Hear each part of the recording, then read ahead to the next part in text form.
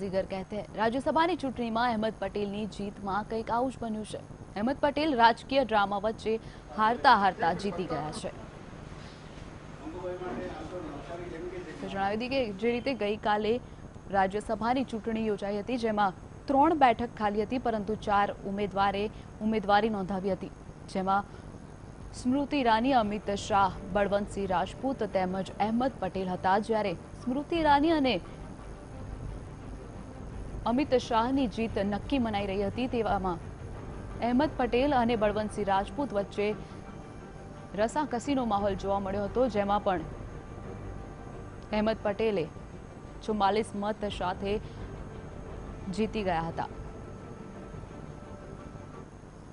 તો રાજ્યસભાની ચૂંટણીમાં વિજય મેળવ્યા બાદ ગાંધીનગર સ્થિત અહેમદ પટેલ અને ધારાસભ્યોની બેઠક મળી છે। આ બેઠકમાં ભરતસિંહ સોલંકી, અર્જુન મોઢવાડિયા અને શક્તિસિંહ ગોહિલ પણ ઉપસ્થિત છે। અહેમદ પટેલે રાજ્યસભાની ચૂંટણીમાં જીત બદલ તમામ ધારાસભ્યોનો આભાર પણ માન્યો હતો। તો જણાવી દઈએ કે જે રીતે ગઈકાલની રાજ્યસભાની ચૂંટણીમાં અહેમદ પટેલની જીત ક્યાંક અનિશ્ચિત લાગી રહી હતી, તેમને મત મળવા મુશ્કેલ લાગી રહ્યા હતા, તેવી પરિસ્થિતિમાં પણ અહેમદ પટેલ 44 મત સાથે જીતી ચૂક્યા છે। ત્યારે ગાંધીનગર સ્થિત અહેમદ પટેલ ધારાસભ્યોની એક બેઠક બોલાવી હતી। આ બેઠકમાં ભરતસિંહ સોલંકી, અર્જુન મોઢવાડિયા અને શક્તિસિંહ ગોહિલ જેવા દિગ્ગજ નેતાઓ ઉપસ્થિત રહ્યા હતા। આ ઉપરાંત કેટલાક કોંગ્રેસના બાકીના નેતા તેમજ ધારાસભ્યો ઉપરાંત કાર્યકરો પણ જોડાયા હતા। ત્યારે અહેમદ પટેલ રાજ્યસભાની ચૂંટણીમાં જીત બદલ તમામે તમામ ધારાસભ્યોનો આભાર માન્યો હતો। તો આ પ્રકારે અહેમદ પટેલે 44 મત સાથે જીત મેળવ્યું હતું અને દરેકે દરેક ધારાસભ્યોનો આભાર માન્યો હતો।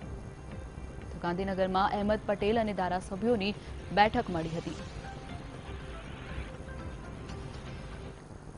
તો કોંગ્રેસમાં વિપક્ષ પદેથી રાજીનામું આપી ચૂકેલા શંકરસિંહ વાઘેલા ભાજપમાં જોડાઈ શકે છે।